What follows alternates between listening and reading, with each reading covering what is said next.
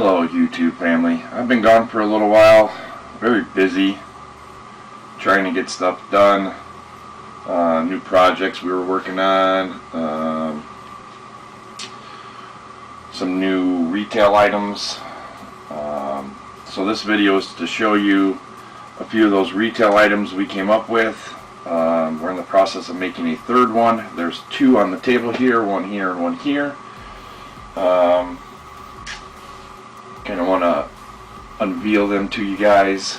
Should be on the website today for sale.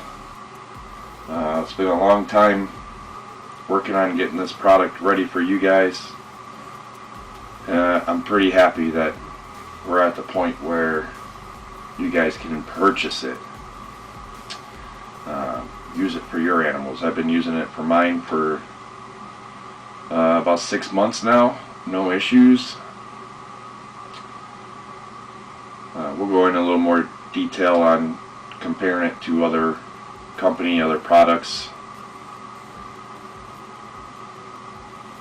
So let's start. This is our new coconut chip substrate. Bedding, whatever you guys prefer to call it. Ours is 100% organic and all natural. It's actually farmed rather than being used from the earth, basically. So we're not deforesting or ruin any of the trees to get it.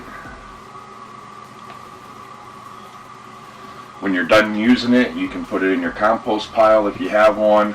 It'll break down really good. It works good for plants in the yard as well. You can put it around your shrubs or whatever, and it works the same as other coconut or wood chips would. It holds a lot of moisture. The back's going to have the ingredients on it. Or I'm sorry, the directions on it, then the ingredients. It also has our website information. You can email us at info@fortheballs.com. So this block is equivalent to Repti-Chip or Freedom Breeders Cocoa Blocks. It's about a 10-pound block, and it expands to the 2+ cubic feet. I put it in a 40-gallon tote. I do 4 blocks in a 40-gallon tote, and it lasts me about 2 months. I got quite a few snakes, so it works pretty well. It holds up. Spot cleans really good. Keeps moisture in the tubs. I don't need to spray them down every day. Maybe once a week. Some of them I don't even have to do, but once every couple weeks. Kind of depends on where the tub is on the rack, depending on the heat, depending on the lid. Some of my tubs have ventilation on the top. It breaks down, decomposes itself. Now if you were to leave your reptile waste, whether it's a snake or a lizard, in there, it'll take about 2 weeks at most. In most cases it's about a week, and I did a test on it in a couple tubs with no snakes. I let them use the bathroom and moved it out of that tub into a new tub, moved the snake into a new tub, and then let the decomposing process begin. It took about 3 weeks before it started to mold on one tub, and the other tub was in a little bit of a warmer spot. It took a week for the spot where they went to the bathroom at started to mold. Now it took 4 months for the entire tub to mold. So if you're not looking at your snake for 4 months, you shouldn't have snakes, for one.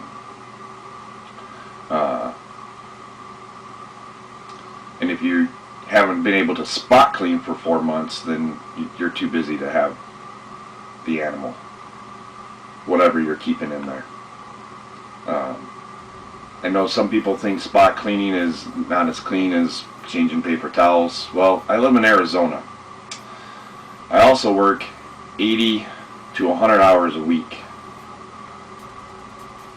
I don't get to come in here and spend 2 hours a day or 3 hours a day changing paper in my tubs. I can't do that. I can spend half an hour spot cleaning, because not every tub needs it. I understand that. I'm sure you guys do as well. So for me, for my schedule, and for my snake needs, this is a much better product than paper towel. Or think paper towel is better, not understanding you buy a white paper towel and it's been done with bleach. There's no tree in the world that's white. It has to have bleach added to it to make that paper white. Now you're putting that in your tubs. Then you're getting it wet. So now you have the chance of buying cheap paper towels, because they're cheap, putting that in your tub and adding water to it. Now you just rehydrated the bleach. So now your snake's sitting on bleach. So if you're going to use paper, you should be using natural paper. I was getting mine from Uline. I first bought white paper. It came with my cutter to try it out, and I really don't like the white paper, so I switched to the natural. I still had to spray every day. Every single day I had to spray. It's so dry out here. This block is $18.75 plus shipping. We can do pallets at a time. Now, to ship a pallet, it's got to be shipped freight. It can't be shipped UPS or FedEx, and if it is, it's going to cost a whole lot more. So this is our compressed coconut core pith expanded substrate. Same thing, instructions on the front, directions on the back. It is a wraparound tag, so it does tell you on the bottom the ideal substrate for all kinds of reptiles, amphibians, small animals, or insects. Compressed brick will expand to about 5 times the size, made from a eco-friendly renewable resource, natural absorbed, and breaks down odor and waste. Eco-friendly can be composed or recycled, just like this one. So you don't have to throw it away. You can throw it in your compost pile. You can recycle it however you want to do. Structure or directions on the back tell you how to do it. So this is a lot like Eco-Earth. The thing I've noticed the difference between this and Eco-Earth is this holds humidity a lot better and a lot longer. I use them for my leopard gecko female hides and egg boxes. It keeps them good and moist.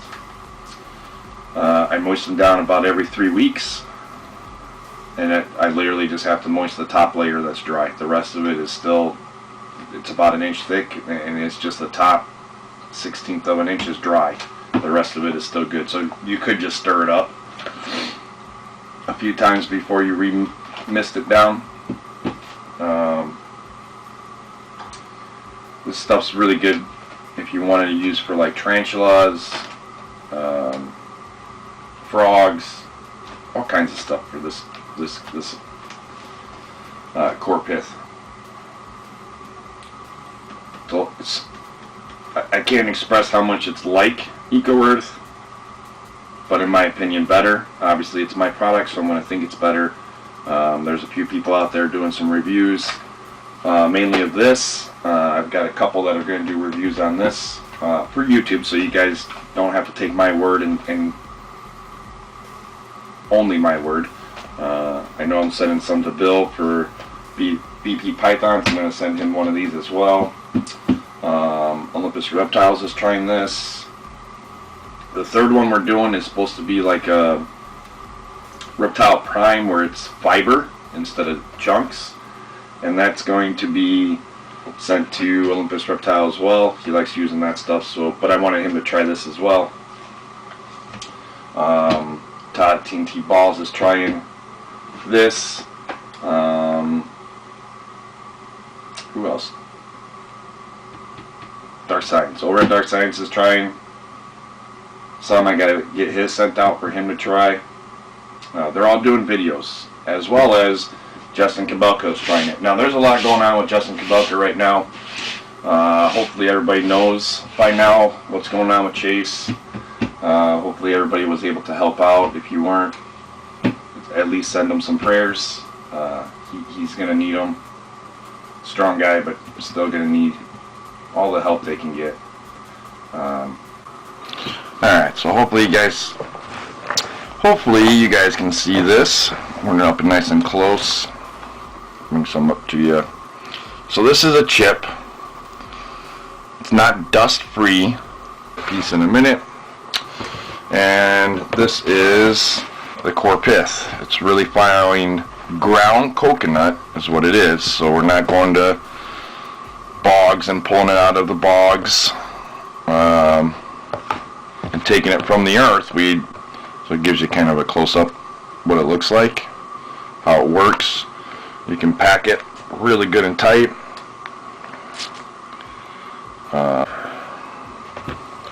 The ground's so fine, it's pretty much dirt. So the coconut chip also, so when you take wood and put it in water, it's going to release tannins. All wood has it. Some are higher than others. And when you release those tannins, it changes the color of the water, and it's called tea-like. In the aquarium hobby, driftwood put in an aquarium without pre-treating it will turn your water tea-like. Doesn't harm the animals. It's used in aquariums on purpose to give that black water or tea water effect. To remove that, you have to boil the wood. Ours is not cleaned with heat or chemicals, therefore there is tannins in it. When it gets in their water dish, it's going to stain the water to look like it's brown. And like I said, this has been in my bin for 5 weeks. It's about a quarter full now. Here's another one. Definitely see the water in that come out. That's how well it holds water, guys. And back to the tannins. So ours, if it gets in the water, it's going to release tannins. It makes the water look like tea.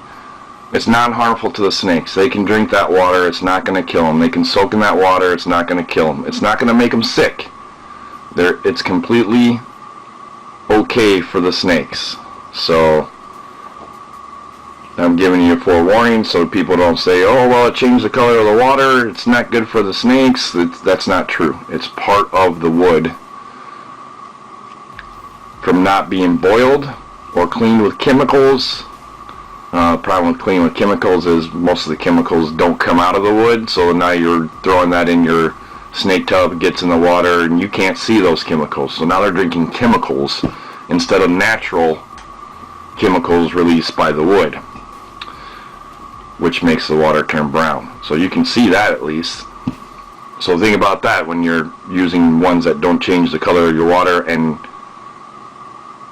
especially don't say how they're cleaned. They're cleaned with chemicals, and therefore you're not seeing those chemicals in your water, and your snake is drinking those chemicals.